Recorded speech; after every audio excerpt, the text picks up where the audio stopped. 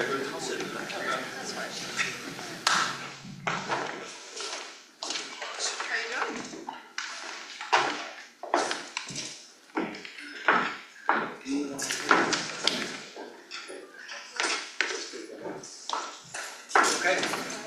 Yes. We will call this meeting of the local planning agency to order at 6:38. Call the roll, please. Mayor Behet. Here. Vice Mayor Dion. Here. Councilman Santeen. Here. Councilman Lamas. Here. Councilman Torres Prescott. Here. There is a quorum present. Okay, thank you. Please rise for the pledge of allegiance. I pledge allegiance to the flag of the United States of America and to the republic for which it stands, one nation, under God, indivisible, with liberty and justice for all. Thank you. You may be seated. All right, so we have 3A, public hearing. Ordinance of the City of Miami Springs, Florida approving with conditions denying a small-scale amendment to the city's future land use map designation for the properties generally located at 201 Burns Parkway. Designated property folio number 05 3119 010 0620 and 05 3119 010 0680 from single-family residential to medical residential, providing for authorization, providing for conflicts, providing for severability, and providing for an effective date.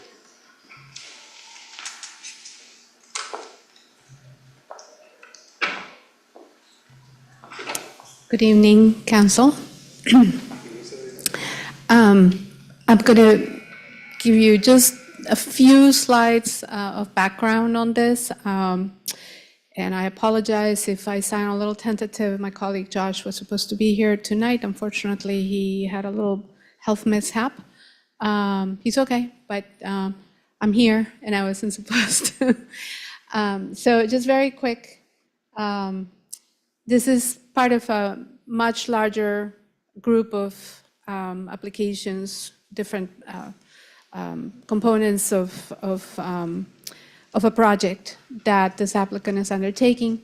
And tonight we're focused on the first in the sequence. This is the one that has to come first.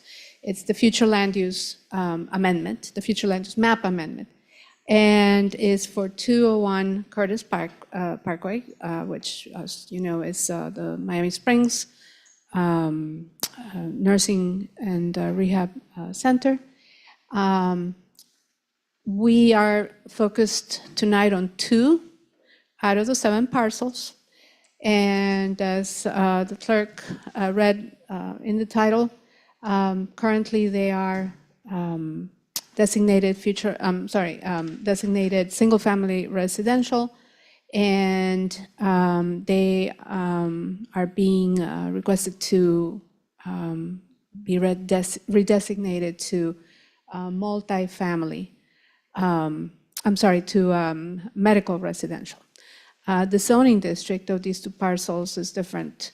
One is zoned multiple family medium density, and the other one is zoned single family residential R1B. That's going to be one of the next applications that you will see is a request to amend the zoning map. So by way of background, the site consists of 7 parcels in total. Almost 7 acres, and they are all under common ownership of this applicant, who has a license to operate the existing facilities there as a nursing home with a maximum capacity, licensed capacity of 329 beds. There are approximately 44 parking spaces, and I say approximately because many of these parking spaces are not delineated. So. But there's a lot of parking on the property that happens informally, as you know. Some of these parcels are separated from each other by Renette Drive, but also there's an alley, actually a couple of alleys as well. And as you know better than I do, this is the site of the original Miami Springs Hotel, which is also the Country Club Hotel. founded in 1927, and it is designated a historic structure under the city's regulations. So, as I mentioned, we have a split future land use designation. 5 of the parcels that you see here in purple are medical residential, and the other 2 that you see there on the southern portion of the site facing Morningside are designated single-family residential. I'm not sure why those 2 remained like that, but they do face single-family residential on the other side of the street, on the south side of the street. This future land use designation allows pretty much only single-family detached homes, as well as public parks, primary and secondary schools, houses of worship, and public utility facilities. But as you can see from that little list, no nursing homes. So that's the issue. And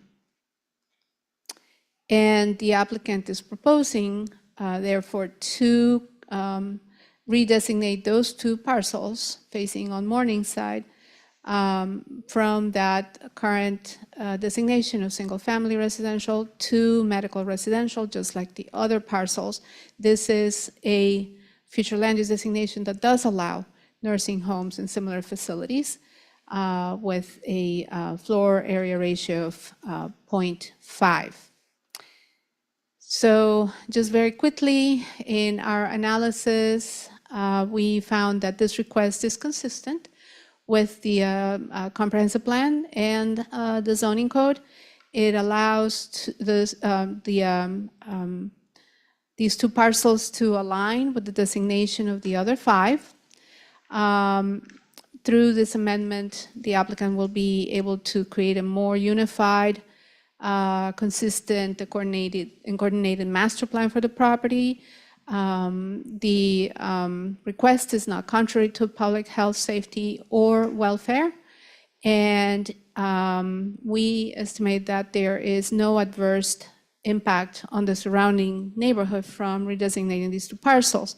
Any potential impacts from development will be addressed very soon in discussion when you review a companion site plan application that will come to you at the same time as the second reading of this item, as well as the second reading of a companion zoning map amendment and text amendment, because there are also some inconsistencies internally in the site, some of the parcels that are designated one zoning district and others a different one, and none providing for this use.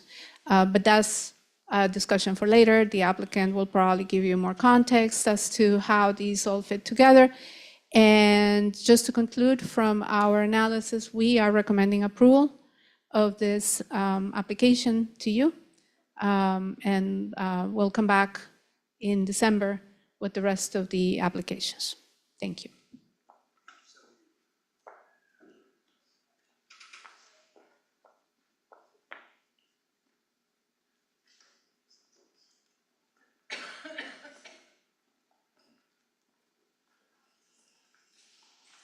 I guess that's my cue. Gentlemen, it's good to see everyone. Graham Penn, can you hold me?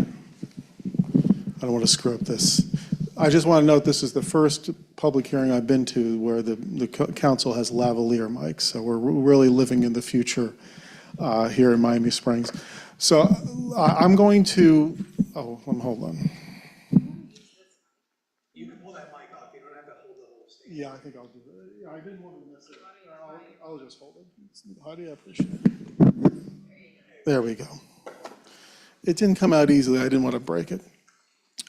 So as Sylvia alluded, I'm going to be a little bit more lengthy because what I wanted to do, this is the first time this council is seeing one of these elements of this application, and I wanted to basically fill in the gaps about what's going on with this property, because as I don't think I'm speaking out of school here, this is one of the most important sites in the city, and this package that you will be ultimately seeing involves the first major rehabilitation, restoration of this building and its site in 100 years.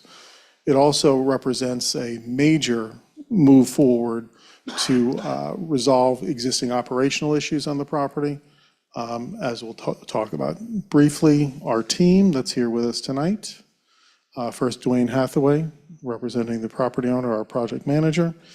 We've got Cesar Botero, who's one of our architects from Bayonne Architecture. And last but not least, I got my associate, Rob Alvarez, with me to help me out. Obviously, the property, no stranger to anyone. We're on Curtis Parkway, south of Crescent, west of Navarre, north of Morningside. What you'll see, obviously, even in this aerial, which is a fairly recent aerial, are some of the issues that this overall project is going to resolve. Number one, weird, for lack of a better word, weird access points from Curtis Parkway.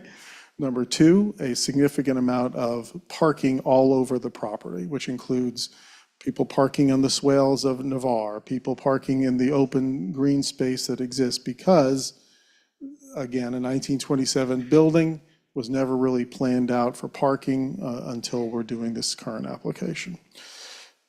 Just a couple of views of the property. The first one on the top is looking southeast. That right in front of us is what they call the Kellogg Wing, which was built in 1930 with the older 1927 construction behind it.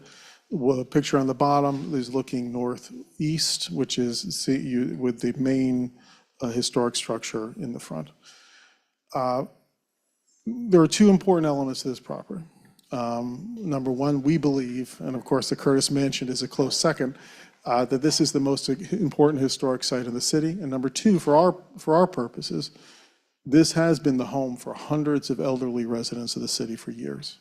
And our client's predominant interest is making this a safe place, a clean, safe place for those folks, and that's part of what this project involves.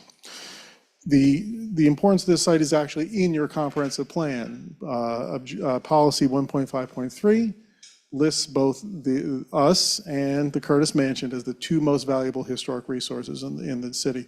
So when you'll see when we talk about the overall project, significant amount of care has been taken to honor that element. And those of you who have watched any of the Historic Preservation Board meetings that we've been to, I think that has been clear. So briefly, 1927, the original hotel is constructed. 1930, the property is sold to Kellogg. Kellogg builds the Kellogg Wing, properly named, and it becomes a sanitarium, right? It is thereafter ceases to be a hotel, and it is a health-related use from 1930 onward. And again, for the last 70 years, it's been a nursing home. This is the aerial view looking to the southeast. The historic structure is kind of the bat shape there in the middle, in our triangle. Kellogg Wings on the right, and then we have the buildings on the right-hand side, which are built in the early 1970s when it was a Lutheran facility. 1984, the historic core of the property is designated historic. So you can see that little striped area that's the building, the portion of the building that's designated historic, along with two historic interiors.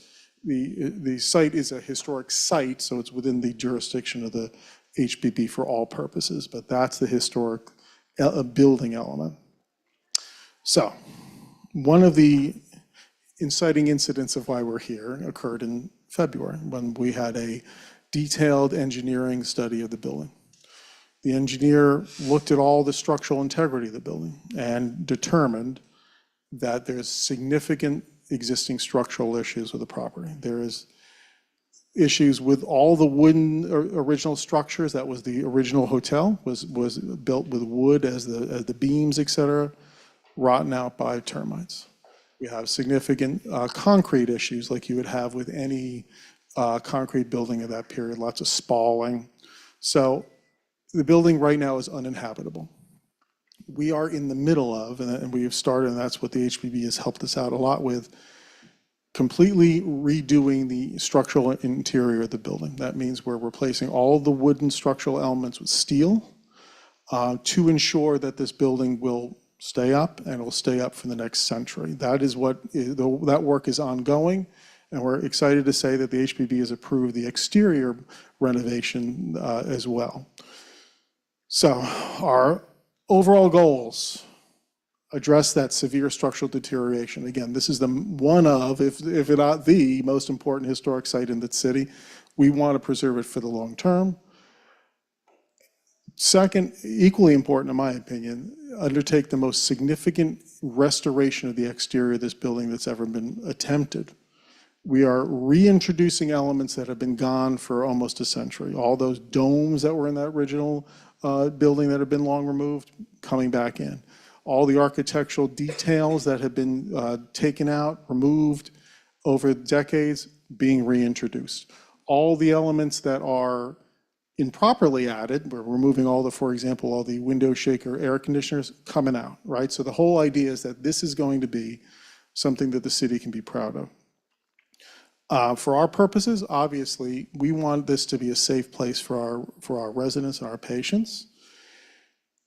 And the last two in our little list here are most relevant to what we're talking about tonight, the future of the property.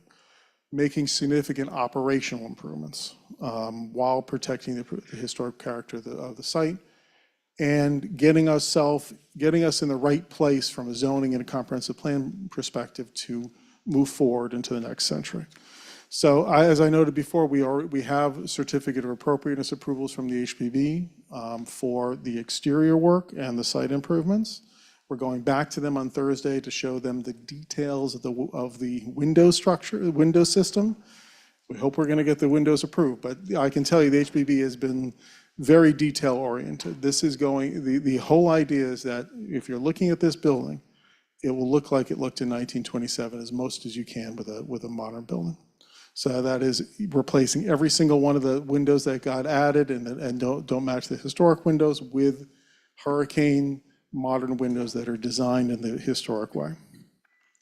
So our remaining goals, once we get past the historic preservation, significant operational improvements, and again, as I said before, getting us cleaned up zoning wise, because this property has lasted as long as the city has lasted, and the zoning is really not kept pace. We have to. The application today is the first step in resolving the comprehensive plan issues, and then, as Sylvia noted, we'll be back to you with cleaning up the zoning, adding text to the office district to make it clear, to set clear rules for nursing in the office district, and rezoning us to office.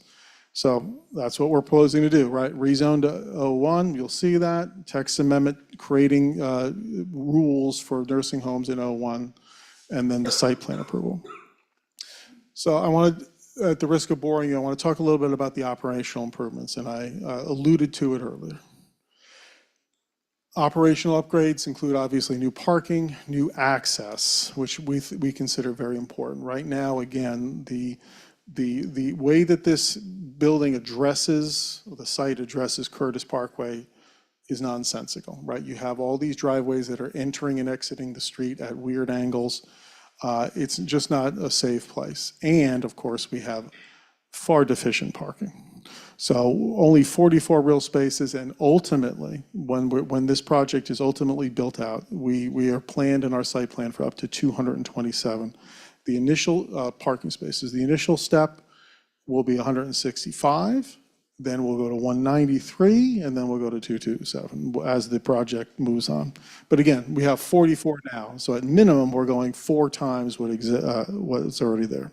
I mean, yes, 4 times what's there. Hold on. Just again, to highlight that odd relationship of the property with Curtis Parkway, these are those driveways. And again, focusing on the parking, you can see again in this aerial how many folks are just parking everywhere because there's no other place to park. So this is the site plan. You're going to see it again, obviously formally, but I just wanted to introduce you to the general concepts. You'll see again along Curtis that fixing of the parking, right? We now have permanent parking with straight accesses, clean lines, et cetera. With all the chaos that exists today, is removed, while at the same time, we're honoring the historic entranceway.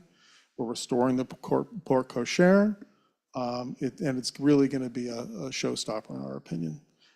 Adding more parking along Navarre as well, and then ultimately parking on the southern end when we have our proposed new building, and then parking in that southwest corner when it's necessary.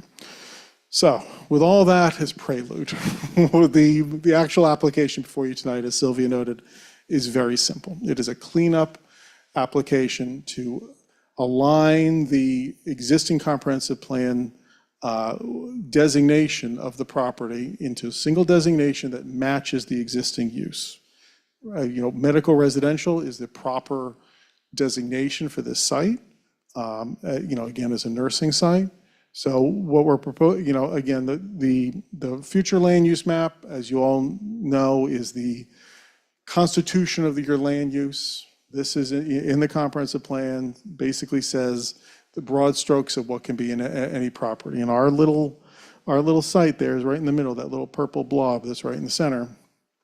So what we're proposing to do, and Sylvia explained this earlier, we have two of our parcels are currently low-density residential. We're going to turn them medical residential, turn them purple, so they all operate as a single campus, which they have been operating. So we're basically reflecting reality with that. What's also interesting, maybe it's interesting only for zoning nerds, but if you look at and this shows you basically kind of the historical accretion that happens in these properties. The zoning of the southern site, which is currently designated in the comp plan for single family, is already multifamily, which it shouldn't be multifamily either. And that's why we're rezoning it hopefully to office to allow the nursing use. So again, the zoning and the comprehensive plan don't match right now. And at the end of this process, they will both match. So we believe, as Sylvia has noted, that this request is consistent with the relevant standards. It will allow for this property to be operated again for hopefully the next century in a way that makes sense. And everyone's favorite slide, we appreciate your time. We would ask for your recommendation of adoption with this, and of course, we're here for any questions you may have. So, Heidi, what we're doing here is we're going to discuss now approval of this amendment to the city's zone, right? So that we can align kind of the land use and the zoning designations, correct? Correct, Mayor. Tonight's hearing, this meeting is your local planning agency meeting, so you're simply making a recommendation to yourselves as council. On your regular council agenda, you do have this item, and you'll be voting on first reading. It's item 9, B as in boy. So you'll be doing that in a second. Okay. And it will come back for second reading in December. Yes. All right. I open it up for discussion. Anybody on the council? Go ahead. What's the proposed use? Now there's going to be a residence that'll be totally wrapped around this use. So what's the proposed use for that small corner? We can go back to it. Yeah, the little triangle next to 73. This one? Yeah. I think they can answer that question better, but it's part of their overall campus master plan that they're going to be doing. Are you giving me this so I can look at I it? was going to take the mic and explain it. Sure. If I recall correctly, those two parcels are not going to be developed for the time being. They're sort of in reserve for later. So this is going to be a phased approach to developing the site. A part of the plan is for a new wing to happen at some point in the not too far future, but for those parcels that they will continue to be sort of in reserve, and they could be additional parking, or there could be a buffer, or, there could be other ways to deal with them. And I think in the future, this applicant could even ask for that portion of Renette to be abandoned. I'm not, I don't want to speculate about their plans, but there are different ways in which they could treat it. I know that they're going to be focused on just the site improvements that Mr. Penn mentioned now, even before the new wing is built on this site. Yeah, my only concern is, again, that residence is not gonna be completely wrapped. I wanna make sure they get some soft edges. Sure. And Councilman, if we could, I apologize. This hopefully will resolve that concern, because that little triangle, let's go back to our site plan. And you'll see this when you see the site plan formally. So this is oriented in a different way, but you can see that triangle is just green space, so it's not going to be developed on. And just to further assuage, we, in our very extensive review of this together with the other applications, have actually asked this applicant to reinforce the buffering requirements for not just this side of the property, but also this side, which also abuts single-family residential.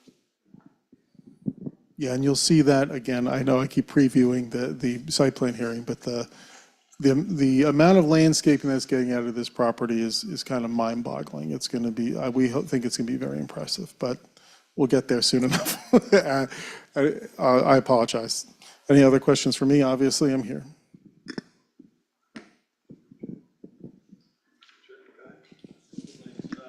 What's the timeline on future addition to this project?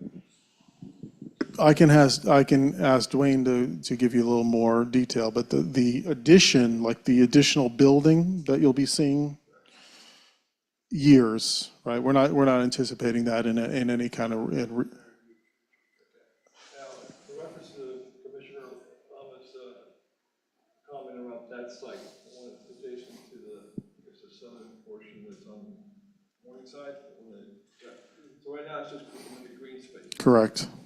When you start building, is it gonna change into something else in reference to parking or site buffer? I apologize. Any change to that, once the site plan is approved, any change to that would have to come back to the council. So if this is the plan you approve, that's green space, and that's the end of it. My concern is that for the operational part of you guys making the building this whole site better, I'm all for it, so it doesn't make sense to restrict any of the uses around it, as long as it's going inside what you guys are planning to do. My concern is that life has a lot of surprises and things change, and you guys do not decide to move forward, or like the case of Ms. Vargas was mentioning about abandoning those particular sites. Is there some way we can put some type of covenant where they would have to address it where it can't be sold as where it can go back to a single family lot? All right, so the question is like once. If you don't do anything with it, and tomorrow you end up wanting to sell it Oh, hold on. for A or B reasons, and now someone could actually do some type of medical use next to their site. Which I don't have a problem because it's your operation that you have now, and you guys are, at the end of the day, making it better. So for all those purposes, we're all in favor of what you're doing. But if are not in your plan, I don't know what a future landowner would do in the site next to a single family house. So I would like to see where that might be, stay single family, you decided to sell it. I think first off, obviously, we have no intention to sell it. And I understand the concern, right? If that little triangle gets zoned to office, what happens if they decide, well, look, I'll sell it to someone who'll build a dentist office on it, right? Now, number one, the council sees any change to that plan. Number two, we can explore, and this is just thinking out loud, as we go through this process, some kind of document linking the property together in some way that would, prevent that from happening, right? So we can work through that when we get through to second reading on on those package, right? Again, this is the first of many appearances. Yeah, we have no objection to exploring that as we go forward. Through the chair. So my concerns are with the how are the emergency calls there? Because I'm worried about the residents that live around it, around the area. It's a very residential area, and I definitely see growth. By the way, thank you for investing in Miami Springs. But I know we love to keep our community, small town feel. So how are the emergency calls handled? I'll ask Dwayne to elucidate that a little bit more, but the big picture right now is that this application does not request additional beds, right? The number of folks that have been licensed for this facility is not going to change through this application, right? So our goal is to restore the historic structure, get folks back into their rooms in their brand-new interior, with a beautiful new exterior, without increasing number of beds, right? So that's goal one. Now, Dwayne, do we have color on where ambulances come in and out if they're necessary? You have to come up and, you have to get on the mic. Sorry. The ambulance service will remain the same as the fire service also. So as you, this is where it is currently. That will stay there. And we currently use the existing front entrance for solely this building. So these remain the same in the plan. Nothing changes. And about how many calls do you get on the regular now where you have emergency calls? It depends. Some weeks it can be up to 8, some weeks 0. It really depends on what's going. Have you heard anything from the neighbors in the area that they have any concerns or? The biggest thing we heard is they want the parking resolved. The parking. And I think we've done that. Thank you. You're welcome. Mr. Peck, quick question. Yes, sir. RateNet Drive. Correct. To be accessible. Correct. That's a public street. We are not touching it. And the alleyway for garbage pickup, that is also not going to be. Correct. That is actually, right now, anyone who's been there, the trash guys come in, this is all green, right? They drive on that and they go all the way through. So on this plan, that alley will actually these two alleys will actually get improved ultimately when we build on this side. But we're not planning to change any of that. These are platted alleys, they're city alleys, as well as Renette. We're not touching any of those.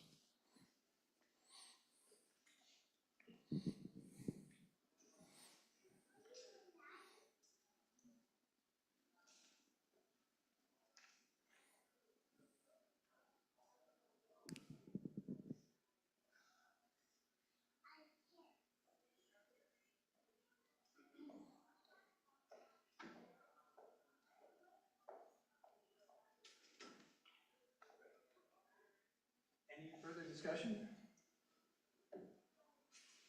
No? Okay. Would anybody like to move to make a recommendation to approve? Make a recommendation to approve. Okay. Do we have a second then? Second that motion. Okay. So we have a first and second. We'll call the vote. Vice Mayor Dion? Yes. Councilman Santeen? Yes. Councilman Lamas? Yes. Councilman Torres Fresco? Yes. Mayor Beck? Yes. The motion carries. Okay, thank you. And again, this is something we're going to vote on now in our capacity as a council member. Thank you, sir. Thank you. Okay, so we now adjourn our local planning agency meeting at 7:12. All right. And we will go ahead and move right into our city council regular meeting. So that meeting, we hold an order at 7:12. There's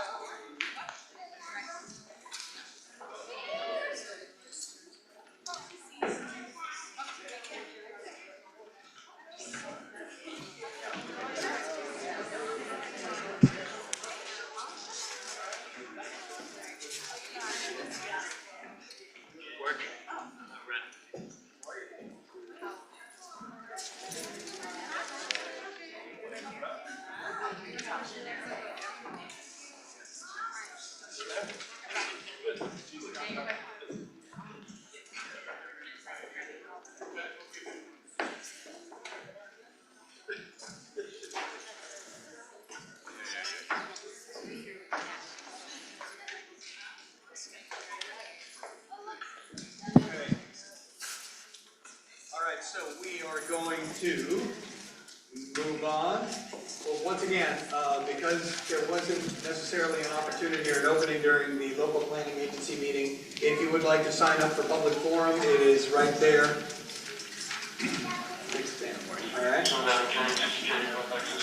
Okay, so let's all please stand for our invocation led by Councilman Fabian Perez first. Good evening, everyone.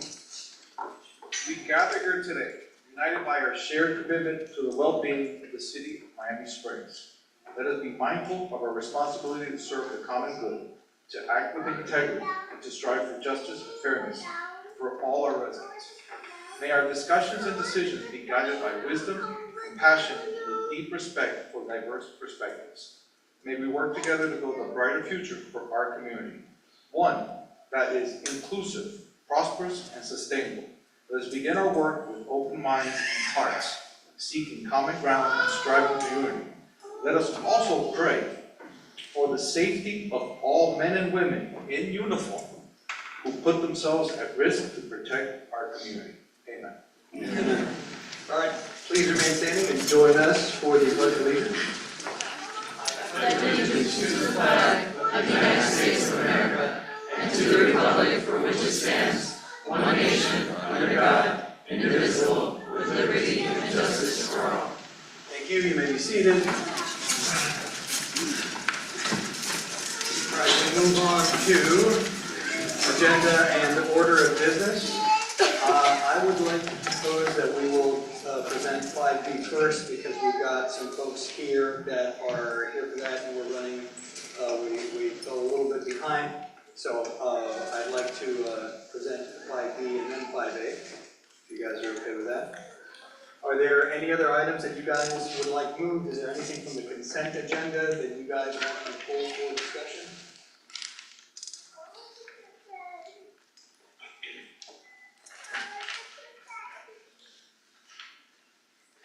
No? Okay, all right, okay. That being said, I'd like to entertain a motion to approve the agenda with the changes that I proposed.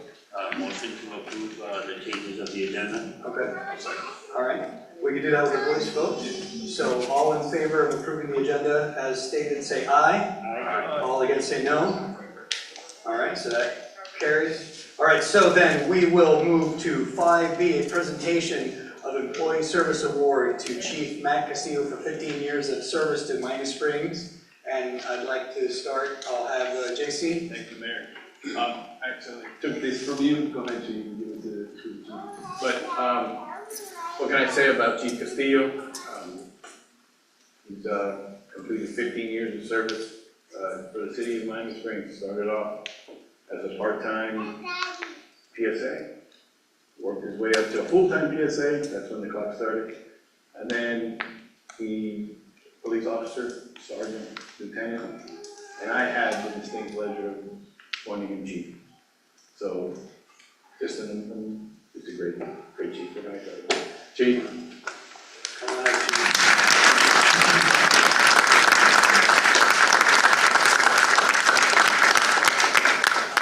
Why don't we go up there with him and we'll present him with this and then we'll ask our county commissioner to also come and do the presentation. Yeah.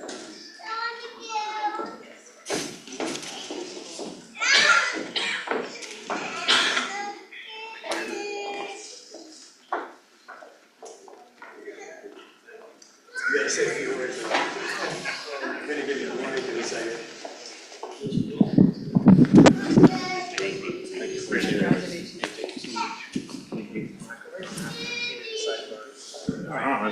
Make your presentation. Do you have your? I have a congratulatory certificate. Okay, would you like to read yours and then present it to Yes. him, and then we'll all take pictures? So- Absolutely.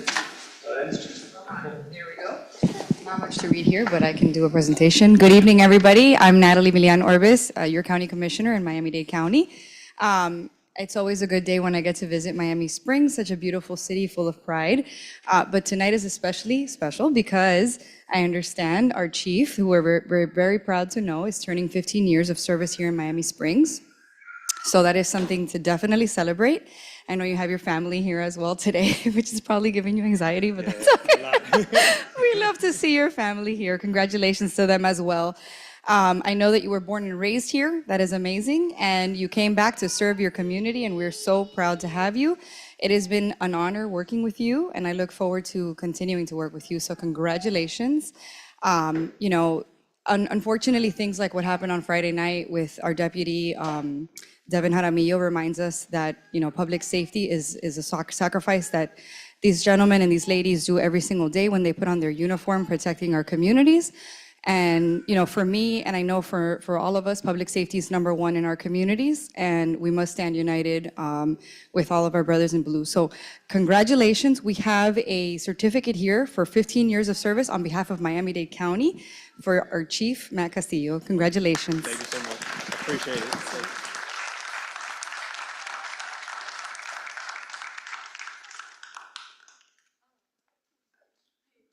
All right, here in the center of three. 1, 2, and 3. Hold on. One more over here.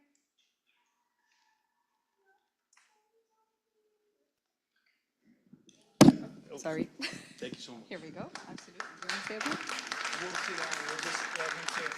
We're gonna have a seat. We're gonna let him say a few words. Congratulations. No, thank you so much. Of course.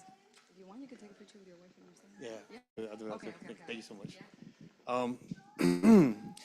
What can I say? It's been a long 10 months. I'm just honored to be your chief of police, and it's an honor to serve my community, the one that raised me and made me the person I am today. And I am truly a product of Miami Springs, and I'm blessed to be able to wake up every day and give you my all. And I promise you, from my bottom of my heart, I give you my all every day. And I couldn't do it without the men and women you see along the wall right there. Give them a big round of applause. 15 years ago feels like yesterday, and it goes by quick. But every day we put on that badge, we put our life on the line. Like our county commissioner said, we made Devin Jaramillo rest in peace. He gave the ultimate sacrifice for our well-being. And I'm so grateful to be part of that law enforcement community that gives everybody some peace of mind that they can sleep good at night. So I appreciate it. And I want to say thank you to the ones that almost got kicked out, my family, my wife and my young son. Their support truly allows me to do what I do on a daily basis. So thank you, Lisi, thank you, Jackson. And I want to say thank you to our city manager. I know I told you a couple weeks ago that when I first got appointed to chief of police, his confidence in me, and he said, hey, you're going to make mistakes along the way, but I have confidence in you. And that took me to the next level. And let me know, rest assured that I'm going to do as best as I can, and he's going to be there with me along the way. So thank you so much to our city manager. Thank you so much for our council, our mayor, city clerk, our city attorneys. They've really helped me along the way. So again, thank you, and God bless Miami Springs.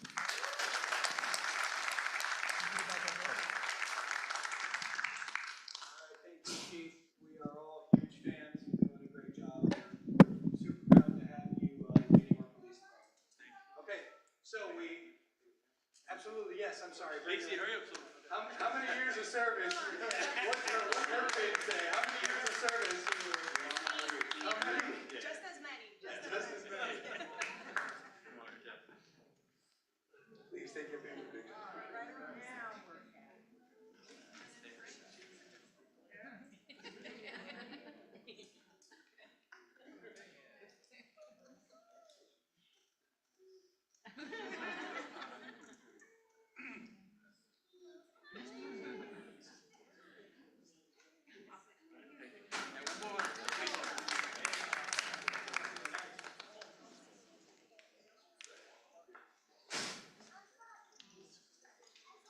soon as he got in front of the cameras, he settled down. He likes it.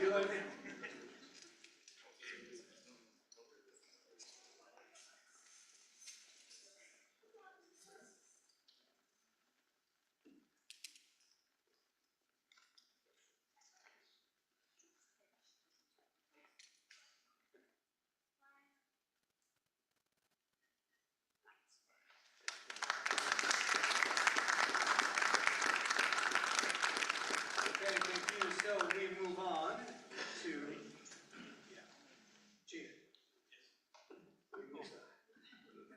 Your name.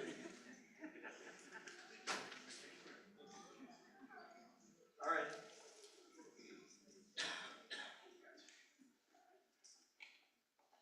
Okay, so we move on to presentation of Pioneer Awards to following residents. So when I call you up, I'm going to ask if you guys come up. We've got 3 residents that are going to be recognized as pioneers. Just to explain, in the city of Miami Springs, we have a designation called the Pioneer. If you have 50 plus years of residency in the city of Miami Springs, you apply to be a pioneer, and then there was actually a dinner a couple of weeks back, and we recognize you for your longevity and wisdom of being in Miami Springs and having seen many, many things. And I can relate because I probably won. So I'd like to call up these 3 people. So if you don't mind, I'll have you come up and stand, and then we'll present these to you. But Monica B. Thompson, come on up.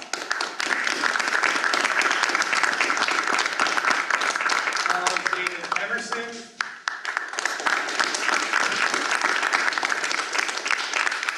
And Deborah Piquet.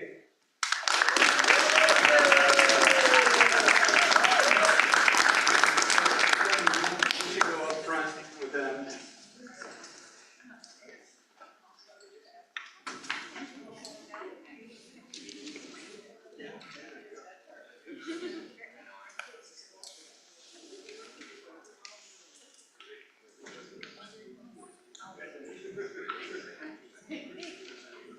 So,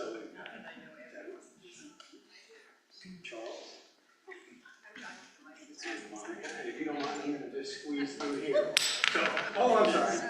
All right, so I wrote some notes because in their application, so I'm going to start with Charles. Charles, when asked about early memories and landmarks, when did you start living in Miami Springs, Charles? 1951. In 1951. So you wrote Hammond Drive ended, dead end at Oriole Avenue. Is that correct? And you remember Springview Elementary, and it was just portables at the time.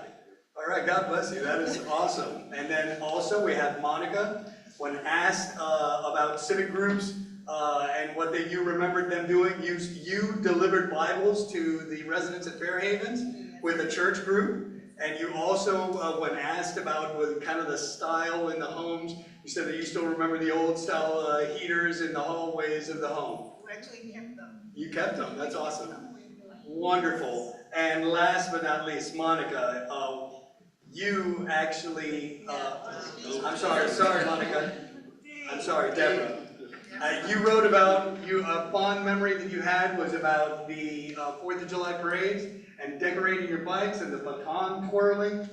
So, God bless all of you for being in Miami Springs. You've seen a lot change. We are very, very proud to still have you here, providing your wisdom. So, how about a big round of applause for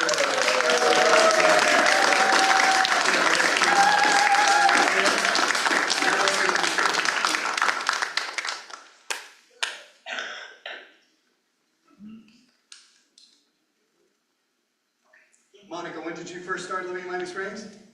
We actually got here, I think in 1973, but to be safe, I put 1974. All right. Yes, we came to Miami in 1974. Wonderful. And Deborah? 1952. 1952. All right. God bless you. Many, many more. Sure. So, I think the Pelican Playhouse, if you can come up, take a picture with Deborah. Thank you so much. Thank you so much. Thank you very much.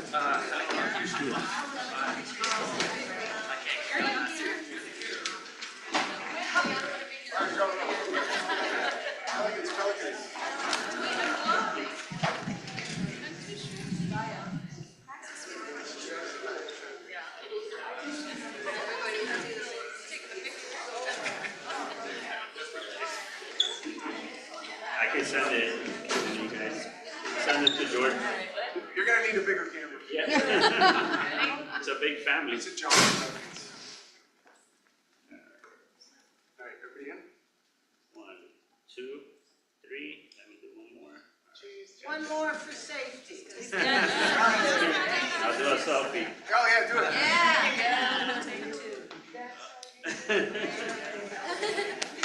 All right, thank you.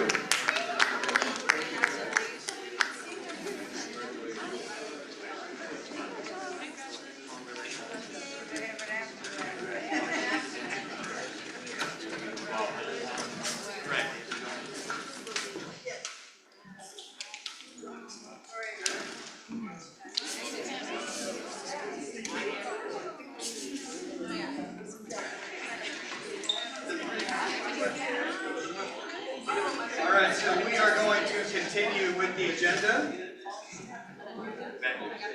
We will move on to the open forum portion of the agenda. Please remember, open forum is an opportunity for you guys to speak on the record in public to us.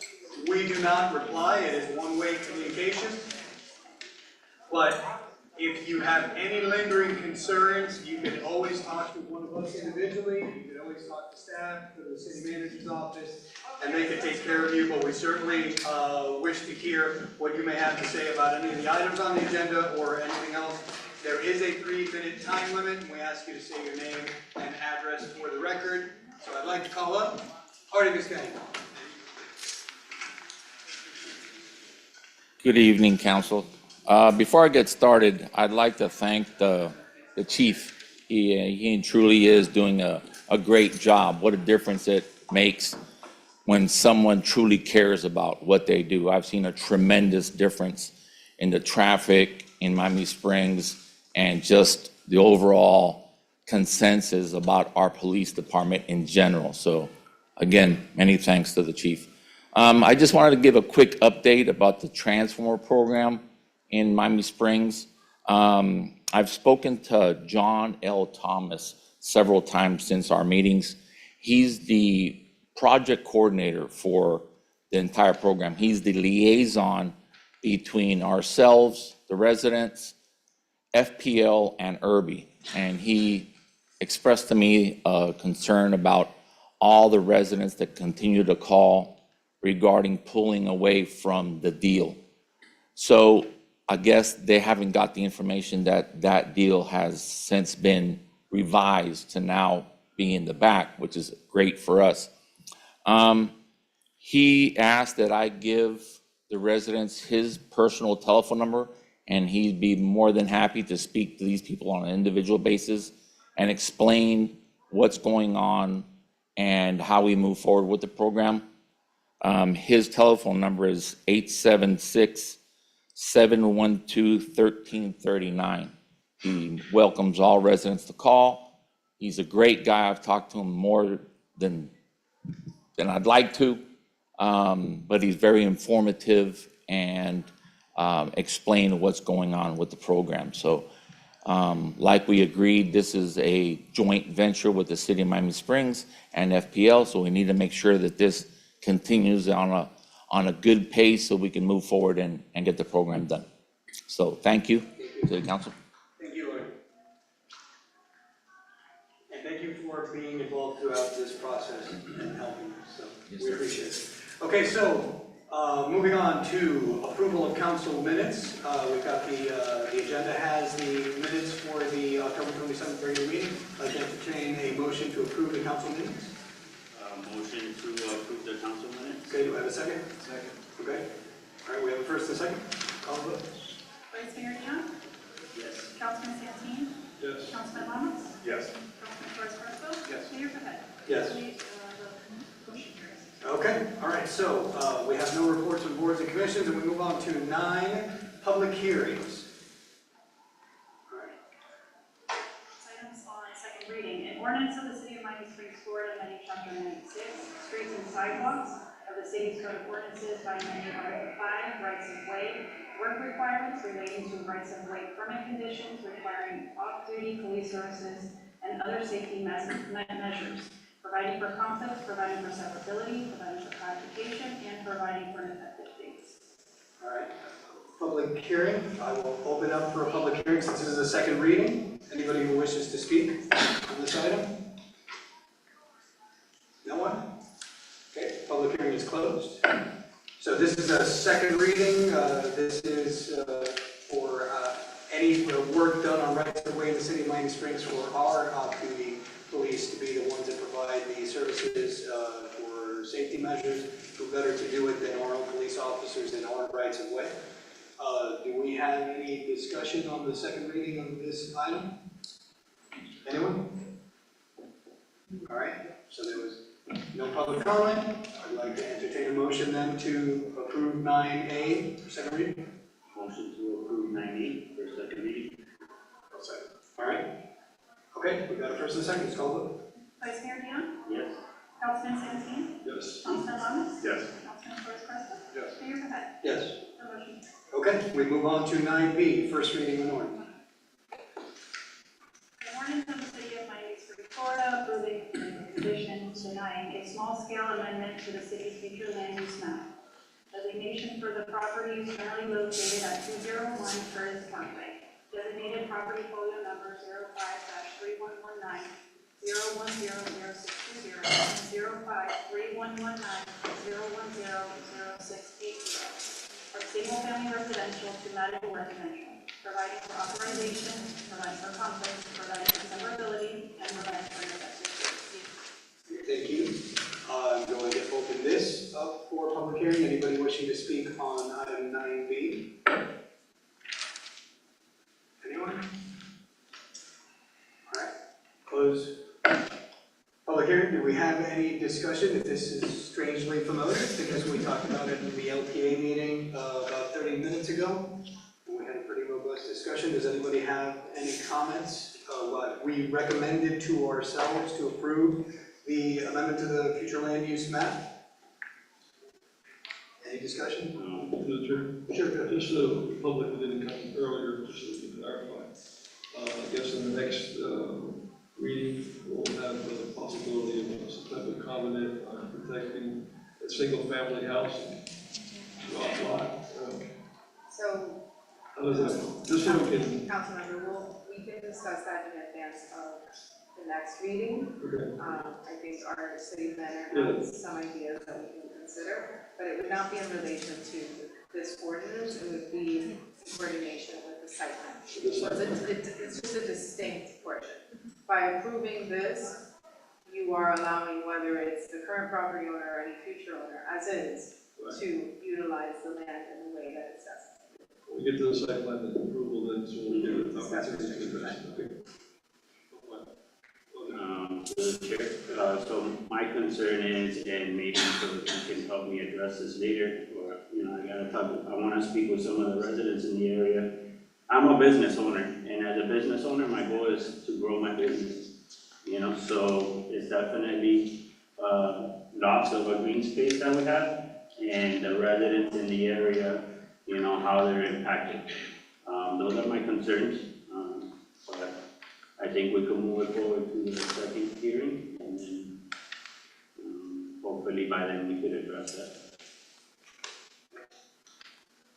Just to make sure that council is aware, in the capacity that you're reviewing this ordinance, you're sitting in your legislative capacity.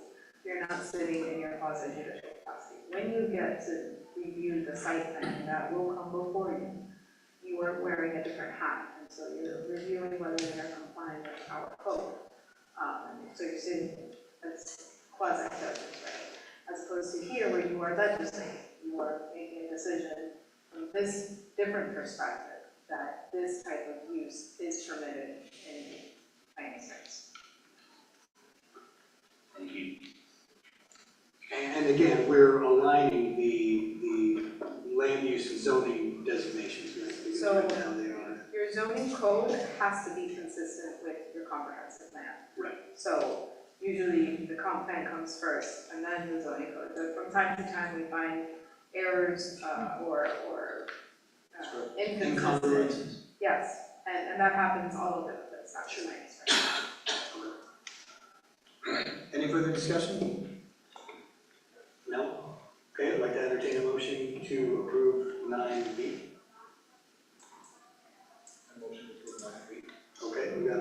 Second that motion. And a second, all right, let's call the vote. Vice Mayor Dion, Yes. Councilman Santeen, Yes. Councilman Lamas, Yes. Councilman Torres Crespo, Yes. Mayor Pettit. Yes. No motion. Okay, we move on to 9C, another ordinance for first reading. Ordinance of the City of Miami Springs, Florida, amending the city's code of ordinances, creating section 150-180, certified recovery residences, to establish review and approval procedures for certified recovery residences, providing for conflicts, providing for severability, providing for codification, and providing for redundancy. Okay, all right. Let's go ahead and open this up to public hearing. Anybody wishing to speak on 9C?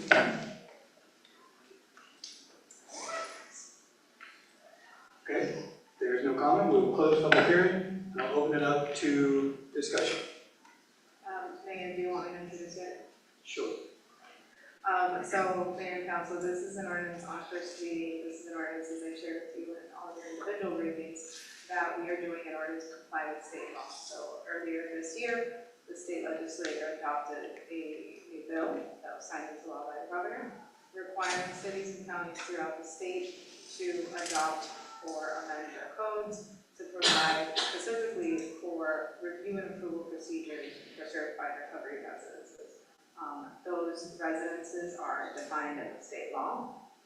And all our ordinance is doing is creating a new section within our zoning code to provide the mechanism for how our city will receive applications for these types of uses, review them, and then in accordance with state law, comply with the shot clock. So state law dictates that we have to review applications within a certain time frame, make a decision on them within a certain time frame, how we can deny it, etc. And so what we've done is we've created an ordinance, which is what you have for consideration this evening. As I shared with all of you, this is consistent, this is sort of a flow down from the federal government down to the state, now down to the cities. So in order to comply with the Fair Housing Act, as well as the ADA, we are implementing this. Happy to answer any questions. Also, my partner, my colleague Candice Valmori, as I shared with you all, was voluntold to work on this ordinance on behalf of many of our cities. And so she has become an expert on a topic that is very important. So just to be clear, these are existing uses that are already in place. We are not allowed to prohibit this or overly regulate it, and the state is requiring that we as a municipality and all municipalities standardize the procedures for reviewing and approving these kinds of uses, correct? So this is nothing new under the sun, we're just complying with the state's orders to standardize our procedures for how, and there are federal regulations tied to this that we have to comply with. So, being said, guys have anything you want to discuss? Through the chair. I mean, this Sure, is, go ahead. This was lively discussion we had, at least I had with the rest of the administration about this. I understand the purpose of it. I don't want to jump too ahead of it, but I agree with what our city attorney has said. Okay, thank you. Anyone else? No? Okay. For no further discussion, can I entertain a motion to approve 9C? Motion to approve 9C. Thank you, Vice Mayor. Anybody want to second that? I'll second. Okay. We have a first and second, let's call the vote. Vice Mayor Dion, Yes. Councilman Santeen, Yes. Councilman Lamas, Yes. Councilman Torres Crespo, Yes. Mayor Pettit. Yes. The motion carries. Okay, we move on to the last of our public hearing items, 9D, and ordinance in first reading. Ordinance of the City of Miami Springs, Florida, amending chapter 93, waste removal and property maintenance of the city's code of ordinances by amending section 93-12, non-exclusive waste removal franchise for private waste haulers, relating to franchise fees, late charges, and interest charges, providing for conflicts, providing for severability, providing for codification, and providing for effective date. Thank you. I'm going to go ahead and open this up to public hearing again. Anybody wishing to speak on 9D, please take the opportunity now. Okay, we'll close public hearing. Can I ask our esteemed city manager to just say a few words about 9D? Yes, ma'am, thank you. This item is to address the franchisees that we currently have with a number of private waste haulers. These private waste haulers, they collect for the commercial areas in our city. So waste management, waste connection, so on and so forth. So this does not have any impact on single-family homes and their collection, because we provide that service that they have. This is just for those that use private haulers. Good, That's it. thank you. All right, I open it up for discussion. To the chair, Vice Mayor. So when you say it's for private haulers, for businesses or for? For the commercial area. But also understand, commercial means some of the apartment buildings that have a way, anybody that has a private hauler servicing them, the private hauler has a franchise fee or agreement with the city. We're adjusting the fee. We haven't adjusted the fee in maybe 10 years or so. How does it affect our prices? Because aren't, No, so let it me, won't, it it won't affect our prices that we charge our residents. If an apartment building has a price with a private hauler, we don't charge, the city doesn't charge. The private hauler charges that building, that commercial establishment. So will they pass our fee to them? Maybe. So to readdress the question,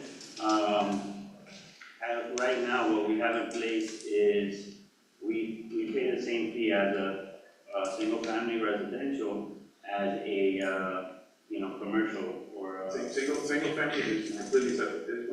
Yeah, but right now, what we have in place, does that? There's two different things, all different things. These are for the people that we do not bill garbage to. These people, they have a private hauler that they contract with, they pay them directly. They don't pay us. Our commercial, our account, our residential customers, this doesn't have anything to do with that. Okay. Thank you. All right. Chair? Sure. Those are maintenance fees normally that. These are the franchise fees that haven't been adjusted. Those fees on to the residents as maintenance fees or. This doesn't affect our single family residential home. This is a franchise fee that we charge to have the franchise agreement with us. We'll bring those in line with what other municipalities are currently charging.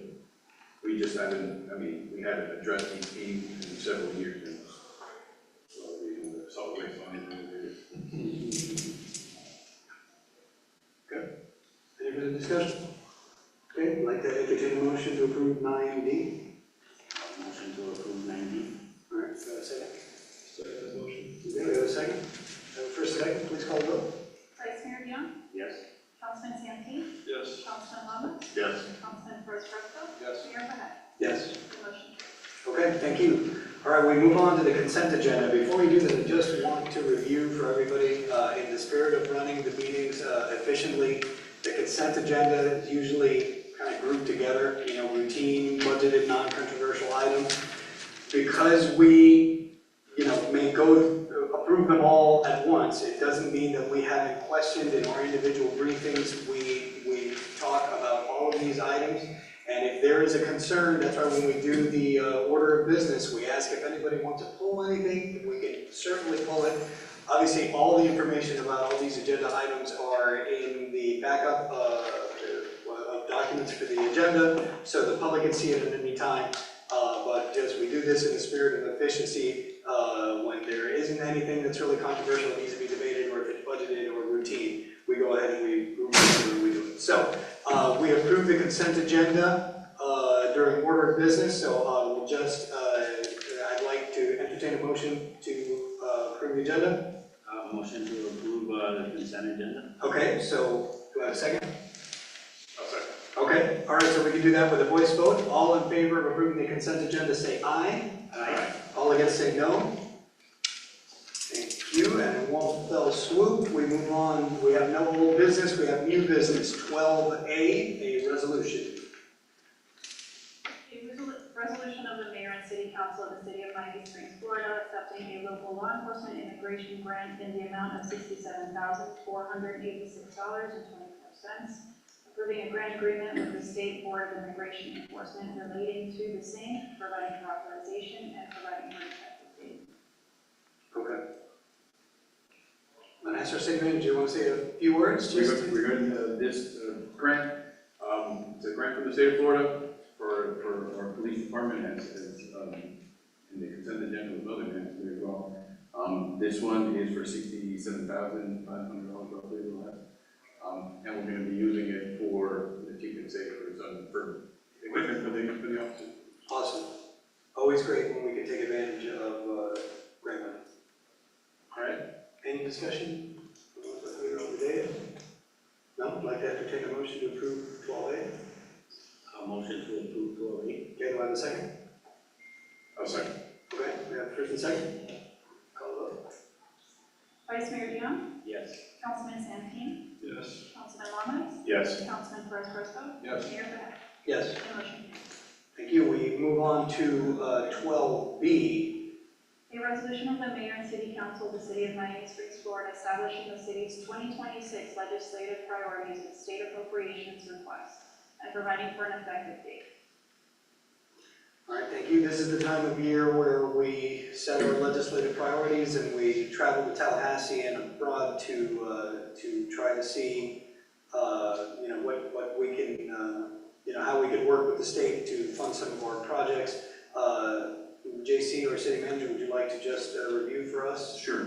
And first, before I start, there's gonna be some tweaks to that list already. After I submitted for the agenda, I had Senator Avila contact me, like, hey, how about this? So, we're gonna be addressing, the roadway project is gonna switch from westward, it's gonna be Oakwood, we're gonna continue the other side of East. Yep. It won't be a stormwater, but it's gonna be a roadway project. Sure. Just to complete the whole street. Sure. And then the other item, this was Councilman Zenti, we had previously applied for the monument on Curtis Parkway the previous couple of years. Yep. We're gonna give it one last shot, that if it doesn't happen now, it won't happen, because this thing's gonna get built. Yeah. So we're gonna give it one last shot. And those are the items. And then other than that is we're gonna be continuing, then also we're applying for the senior meal. Yeah. We're applying to continue funding there. Hopefully we can, we're gonna try to get the appropriation, but at the same time, we're trying to see if we can get it into the budget, and I'm working with all of you on that. Law enforcement also. And then we also have a law enforcement request to replace the police radios in our communication system, which the current radios that we have are obsolete. Close to obsolete, right? Close to obsolete, there you can't get really any replacement parts or anything like that for them. So we're in that process as well. All right. If I can just clarify for purposes of the resolution, so the appropriations, it's still the senior meals at $750. The police department technology upgrade is the police radios. Correct. So that's still at 1.5, and then instead of the Westward Drive roadway safety improvements at 2.5 million, it'll be the Oakwood Drive Oakwood. at the same funding But amount. we're tweaking that number, but it may be a little less, maybe a little less than that. And then we're also gonna put in a request and we're still trying to come up with a name, but for the Curtis Memorial, also recognizing his contributions to World War I. This is that, okay, got it. Is there an amount? That's about 250. I think the request was 250 last year. All right. Thank So you. that's, the motion to approve would be the resolution as amended. Any discussion?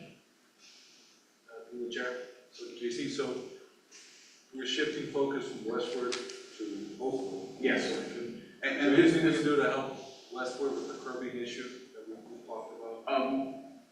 We will, we're still committed to completing the project for the benches, making those. That'll still get done this fiscal year, which that happens. But at the request of, because he had, when we first applied for the Oakwood, he had in mind the other side as well, to finish it in the second phase. And so he was asking me about that. I'm like, okay, we can, instead of doing 2 roadway projects, we're just shifting it over back to Oakwood to just complete that section. But as far as the westward, the benches along Westward Drive, which is really the concern that you and I had spoke about, we'll get that done this fiscal year, so, and I'll have an update for you tomorrow. Let me speak to Juan and get an idea on that. All right, any further discussion? Okay, I'd like to entertain a motion to approve 12C as amended. A motion to approve 12. Sorry, 12B. 12B. Sorry, 12B. I had it checked out to 12B as amended. Okay. Thank you, Vice Mayor. Do we have a second? Second that motion?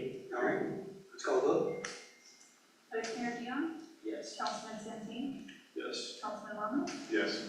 Councilman Perez Crespo, Yes. Mayor Pettit. Yes. The motion carries. Okay, and last but not least, we move on to 12C. A resolution of the mayor and city council of the city of Miami Springs, Florida, ratifying a fiscal sponsorship agreement with Curtis Mansion Inc. for fiscal sponsorship services relating to the Miami Springs Centennial Celebration, providing for implementation and providing for effective dates. I have a correction to this, just before the meeting, the manager and I spoke to, we're updating the resolution title. We thought that it would be ratified at this meeting, but we're actually authorizing the manager to negotiate and execute the agreement. There are still some negotiations that are pending, so we're going to ask those. All right. If you want to know what this Please. agreement is for? Yeah. As part of our fundraising efforts for the Glenn Curtis Memorial Junebug Legacy Project, we are partnering with, or we're looking for big donations. We're looking for donations from large corporate sponsors, anybody that wants to donate. One of the issues that has come up is there are some donors that said, we want to donate to a 501c3, partner with a 501c3. We had, Heidi and I had met with the Miami Foundation. That was going to take a little longer to set up. They didn't want to donate directly to the city. I could understand why. And so the natural idea that I came up with is partnering with CMI. They're a 501c3, they're a partner of the city, they work well with us. And it's the Curtis Mansion. We share the same goal of We honoring and honoring Glenn Curtis. So it just felt like a natural relationship, and so that's what we're doing. Okay. All right. Any discussion? Nope. Okay, I'd like to entertain a motion to approve 12C. Motion to approve 12C. Okay, do I have a second? I'll second. Okay, we have a first and second. Please call the vote. Vice Mayor Dion, Yes. Councilman Santeen, Yes.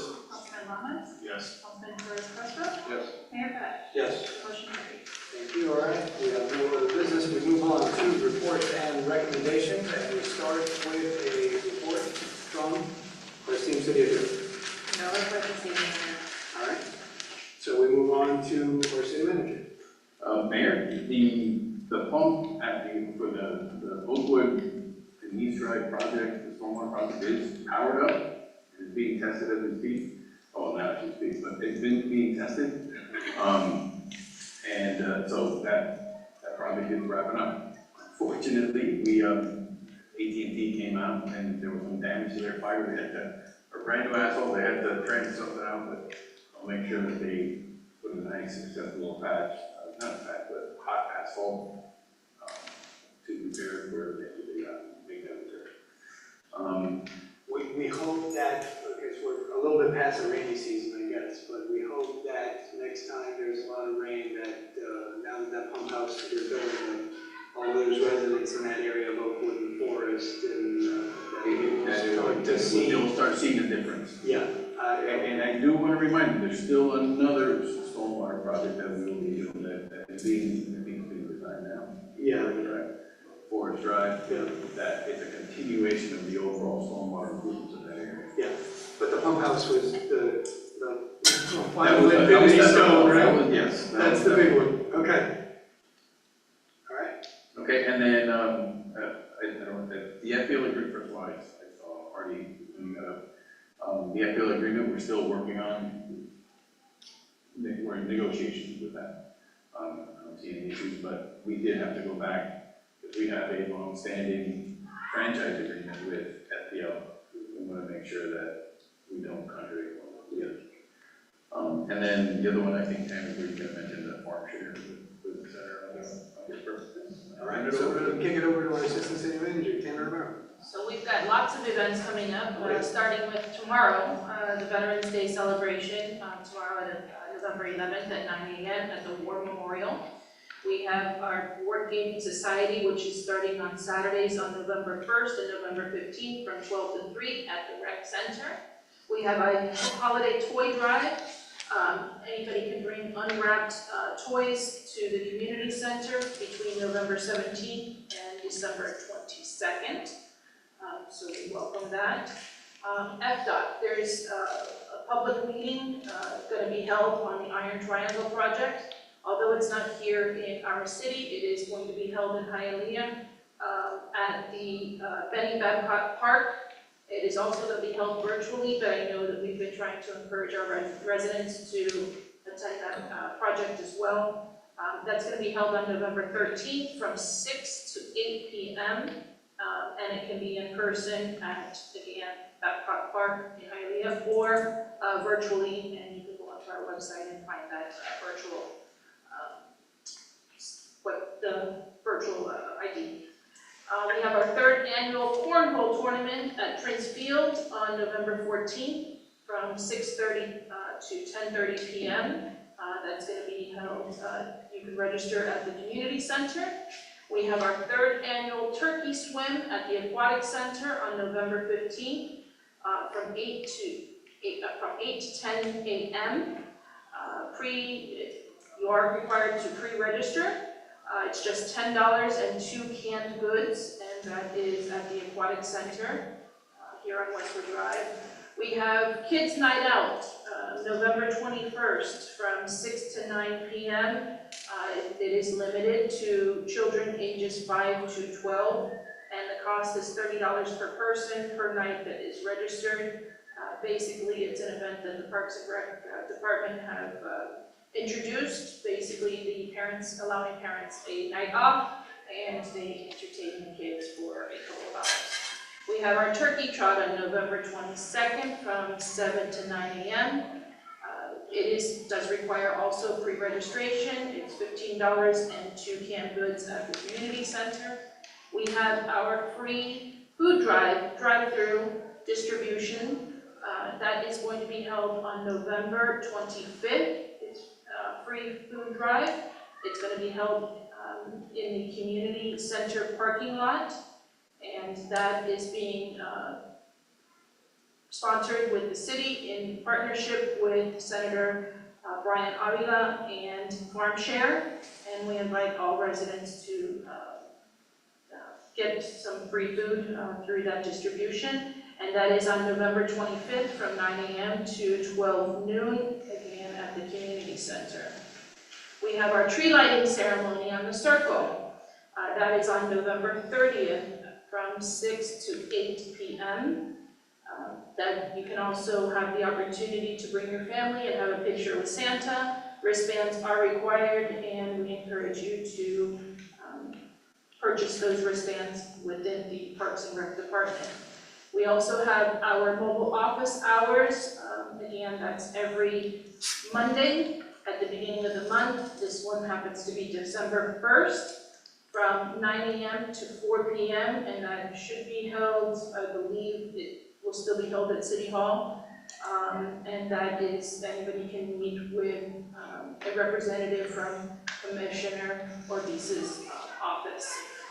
Then we have all of these events are happening right before our next meeting. So the last meeting right before our December meeting is Santa on the Circle, and that's being held at December 6th from 3 to 4 p.m. And you can join us for Santa's parade down Westwood Drive, starting at City Hall and ending at the Circle. Mayor, if I may add one more event, the tax collector, Daria Fernandez, his office reached out to us, and they're going to be bringing the mobile unit, their mobile office, to the parking lot right here. And I think November 19th. November 19th? Yes. And they will be, is it November or December 19th? So, I think it's December. December 19th. December 19th. That'll be on my next. Yeah, it'll be the next one, but I did want to let you know, Councilman Fabian Perez Fresco, he had reached out to me, said that he had his officers reach out to him, that they wanted to do that, and so they had to, earn out a date quickly, so they can advertise, and we were able to do that, so they did. Thank you. And say it on the circle, what day again? So December? December, that one is December 6th, 6th. from 3 to 4 p.m. And all of these events can be found on our city website on the calendar. Yep. So. Awesome, thank you. Okay, kick it over to the city clerk. So the street dedication, we're still waiting for the Mazone family to come up with a date for that to happen. The short game ribbon cutting, working with Kevin, we're shooting for November 20th. So look out for that. And then incredibly, we're coming to about a year of having passport services. So I thought it would be fitting to do a ribbon cutting in the month of December so we can celebrate kind of a year of being open, and we're at the new location on 274 Westward Drive. So that office is already open and taking applications. It's picking up now. So look out for that. And then just to reiterate, the next council meeting is December 8th. So this will be the only meeting in November.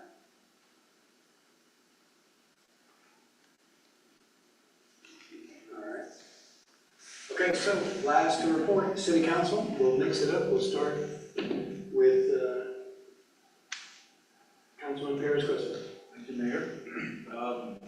Congratulations, Chief, one of our hometown heroes, 15 years of service. Two reminders to our residents, especially if you're a dog owner, please scoop the poop from public and private property. You shouldn't have to remind people, but it's happening. So if your dog does his business on private property in someone's house, please be polite and pick it up.